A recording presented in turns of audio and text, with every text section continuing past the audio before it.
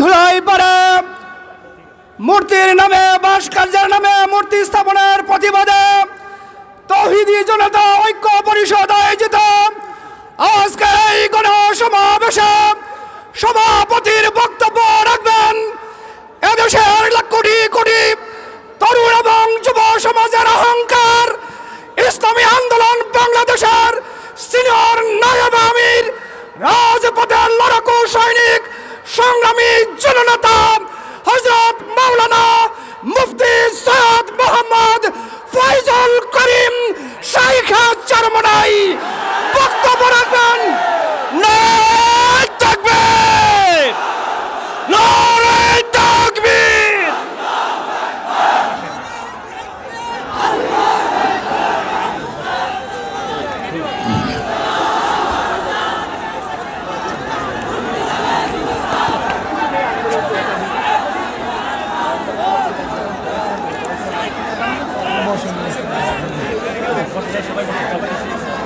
نحمد ونصلي على رسوله الكريم أما بعد فأعوذ بالله من الشيطان الرجيم بسم الله الرحمن الرحيم إن الدين عند الله الإسلام درشد اللهم صل على سيدنا ونبينا وشفيعنا وحبيبنا مولانا محمد صلى الله عليه وعلى آله وأصحابه وبارك وسلم আজকে মজলিসের ওলামায়ে কেরাম সর্বস্তরের তৌহিদি জনতা আমরা এখানে কেন এসেছি?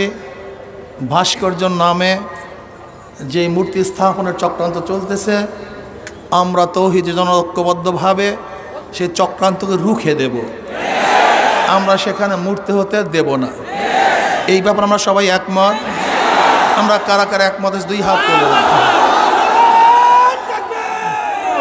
প্রশাসনকে বলবো আপনারা দেখেন এটা একটা সমর্থন, এটা একটা সমর্থন। আমরা কেউ ওখানে মূর্তি হতে দেব না। হাত নামাই দেখেন, যদি মাস পিপুলের ভোট অনুযায়ী সরকার গঠন হতে পারে তাই মাস পিপুলের রায় অনুযায়ী সিদ্ধান্ত কেন হবে না? মাস পিপুল রায় দিয়েছে ওখানে মূর্তি হবে না।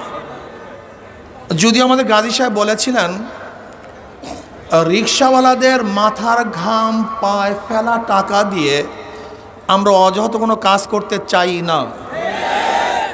যে দেশের মানুষ এখনো খোলা আকাশের নিচে ঘুমাচ্ছে, যে দেশের মানুষ এখনো বস্ত্রহীন চলছে, যে দেশের মানুষ এখনো চিকিৎসাবিহীন মারা যাচ্ছে, যে দেশের মানুষ আজকে ডাস্টবিনে কাক কুকুরের সাথে খাদ্যের জন্য লড়াই করছে, সেই দেশের টাকা দিয়ে ওখানে মূর্তি স্থাপন করা হলে বাংলাদেশের মানুষ মানতে পারে না, এই সহ্য করতে পারি না।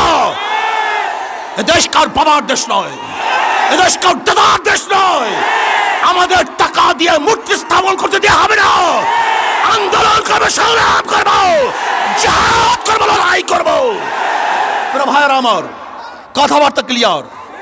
যদি আপনি মূর্তি স্থাপন করতে চান, মূর্তি স্থাপনের জায়গা আছে, মন্দির, সেখানে মূর্তি স্থাপন করেন, 1000 মূর্তি স্থাপন করেন। কিন্তু বাংলাদেশের 90% মুসলমানদের ভূমিতে কোনো মূর্তি চলবে না, চলতে হবে না। রক্ত দিতে চাই না, যদি দেয়া শুরু করি বন্ধ করব না। রক্ত দিতে চাই না, দেয়া শুরু করলে রক্ত বন্ধ হয় না। মুসলমানের রক্ত কেউ বন্ধ করতে পারে নাই। আমরা সেই খালিদ বিন ওয়ালিদের উত্তরসূরি, আমরা আবু বকরের উত্তরসূরি, আমরা ওমরের উত্তরসূরি, আমরা আলীর উত্তরসূরি, আমরা বদর হাতিয়ার, আমরা খান্দকের হাতিয়ার, আমরা উহুদের হাতিয়ার। আমরা জাগ্রত হলে আবু জাহেলকে গোটা দুনিয়া থেকে বিদায় না দেওয়া পর্যন্ত মাঠ ছাড়ার প্লেয়ার আমরা নই। তারা ভাইয়েরা আমার, কথাবার্তা ক্লিয়ার। আমি প্রশাসনকে অনুরোধ করব, রক্ত দিতে চাই না, মারামারি করতে চাই না, বিচ্ছেদ করতে চাই না, বিভেদ করতে চাই না। শুধু চাই শেখ সাহেবের রুহের মাগফিরাতের জন্য এমন এক ব্যবস্থা করা হোক, সুন্দর একটা কাজ করা হোক, কিয়ামত পর্যন্ত মানুষ তার জন্য দোয়া করবে। কিন্তু আমরা রাশিয়ার লেনিনের 72 মূর্তি যদি ক্যারিন দিয়ে তুলে সাগরে নিক্ষেপ করতে পারে, তাহলে আমি মনে করি শেখ সাহেবের এই মূর্তিকেও আজকে হোক কালকে হোক উঠিয়ে সে এই বুড়িগঙ্গা নিক্ষেপ করবে। তখন লজ্জিত হবেন, অপমানিত হবেন। আমরা শেখ সাহেবকে আহ্বান করতে চাই না, তাকে লজ্জিত করতে চাই না।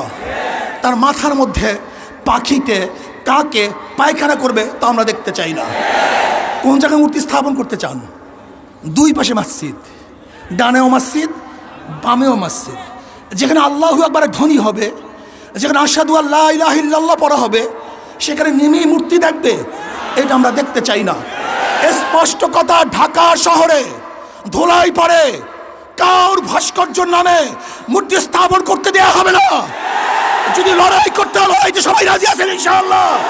কে কে আছেন? নারায়ে তাকবীর, নারায়ে তাকবীর।